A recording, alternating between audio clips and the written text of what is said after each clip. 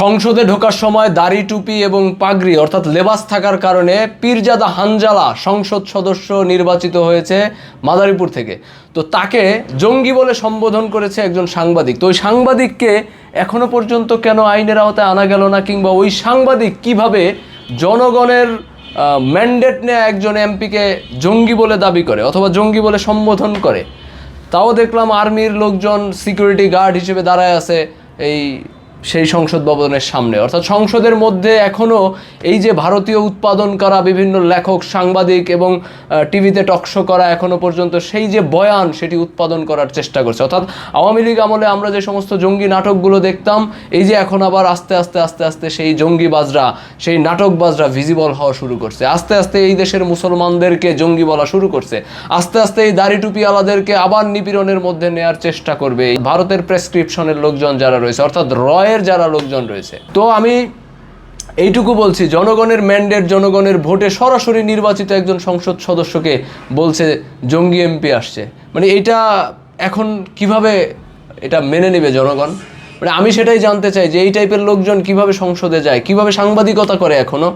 হ্যাঁ, তো এখনো পর্যন্ত তাকে কেন ধরা গেল না, তাকে জিজ্ঞেস করা গেল না সে কিসের জঙ্গি, কেন আপনি তাকে জঙ্গি বললেন, কেন দাড়ি টুপি দেখলেই আপনাদের জঙ্গি বলতে ইচ্ছা করে?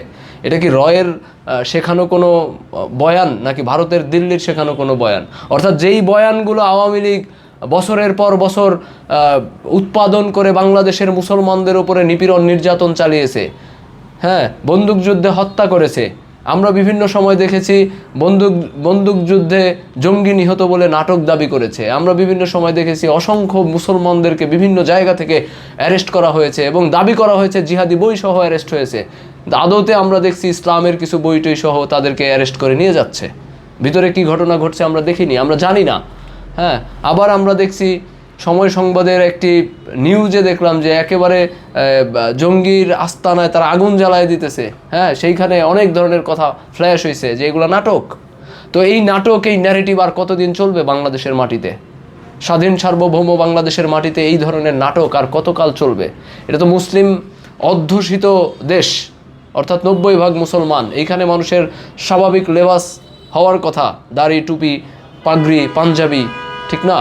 তো এটা তো এই সংস্কৃতি থেকে, মানে এই সংস্কৃতিকে দূরে ঠেলে দেওয়ার জন্য বাংলাদেশের মুসলমানদেরকে জঙ্গি বলা হয়, বাংলাদেশের মুসলমানদেরকে আরও অনেক নানান ধরনের ট্যাগ দেওয়া হয়। তাহলে যারা দিচ্ছে তাদেরকে এখনো পর্যন্ত কেন ধরা হচ্ছে না? একজন পার্লামেন্ট মেম্বারকে এইভাবে বলার অধিকার তাকে কে দিল? ঠিক না? তো আপনারা কি এখনো পর্যন্ত জাস্টিফাই করতে পারছেন কত বড় সাহস তার?